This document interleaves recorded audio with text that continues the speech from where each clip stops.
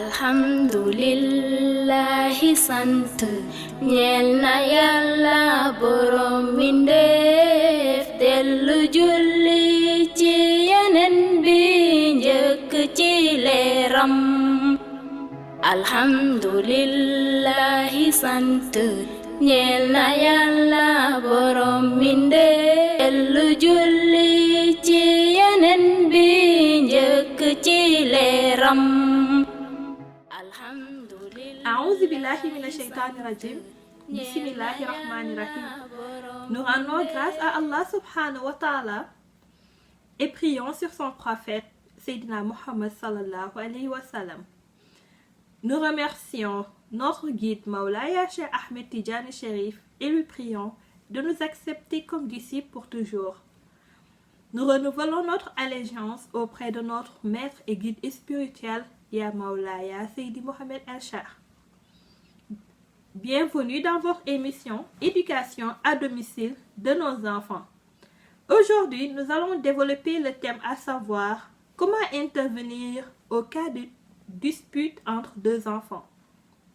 Souvent, on peut faire face à des problèmes où deux enfants qui étaient en train de jouer ou dans d'autres contextes et qui finalement finissent par avoir des problèmes ou sont en train de se disputer.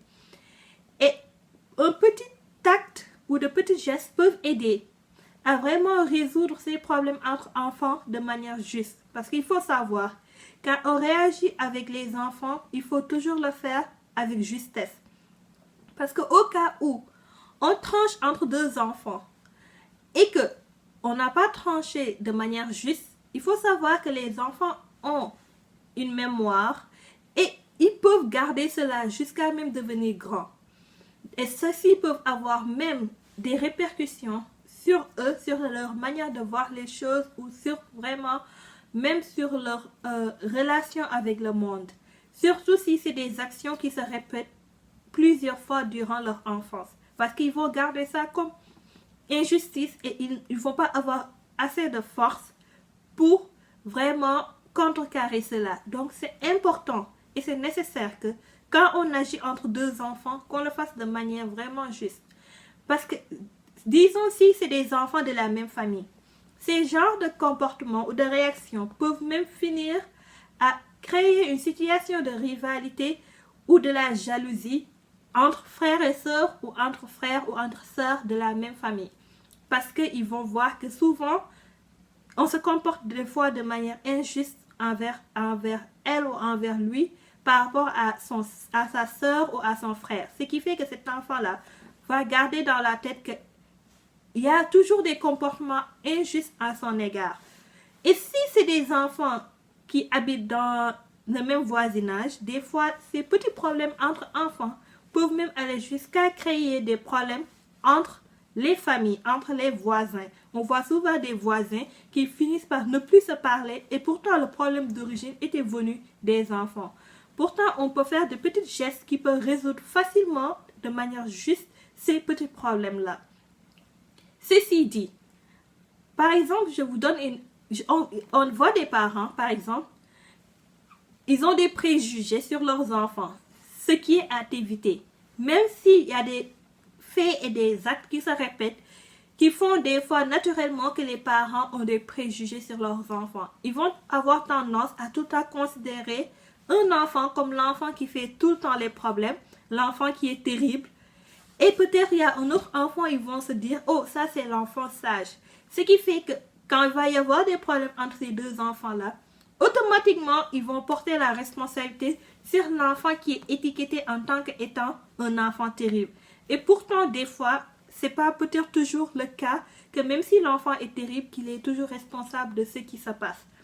Ce qui est important, c'est que ces préjugés ne doivent pas avoir lieu. Et même si on a des préférences entre nos enfants, ou même si ça vient de leur comportement, tout le sentiment qu'on a, qu'on le garde de telle sorte que l'enfant ne va pas s'en apercevoir.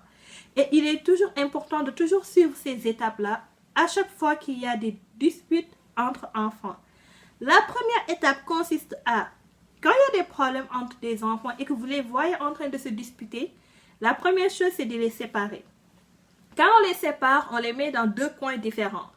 il ne faut pas juste écouter un enfant et prendre, comme ce que j'ai dit, avoir des préjugés sur un enfant, écouter une seule version et prendre des décisions juste en se basant sur cette version-là. C'est vraiment à éviter. Aussi, il ne faut pas trancher rapidement sans pour autant écouter les deux parties. Donc, ce qui est important, c'est de les mettre dans deux points séparés, là où ils ne vont pas s'entendre du tout. Il faut aller parler avec le premier enfant et lui demander qu'est-ce qui se passe. L'enfant va se donner sa version. Il ne faut pas prendre aussi cette version à 100% que c'est la version qui est réelle aussi. Il faut donner à la chance à l'autre enfant de s'exprimer. Donc, vous allez dans un autre côté où l'autre enfant ne va pas entendre l'autre et vous parler à cet enfant-là. Quand l'enfant va vous expliquer aussi sa version, et là maintenant, c'est le moment de les regrouper. Quand vous les regroupez, vous ne parlez pas. Vous leur laissez s'expliquer et vous observez. Ils vont se parler, ils vont savoir chacun qu'ils vont raconter une version.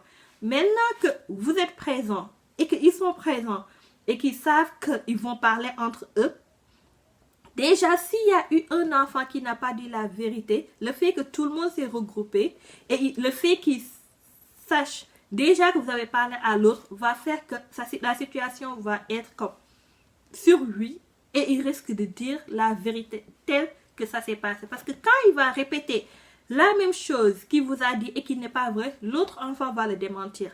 Et juste leur manière de converser, vous allez pouvoir trancher maintenant pour savoir vraiment où se trouve la vérité.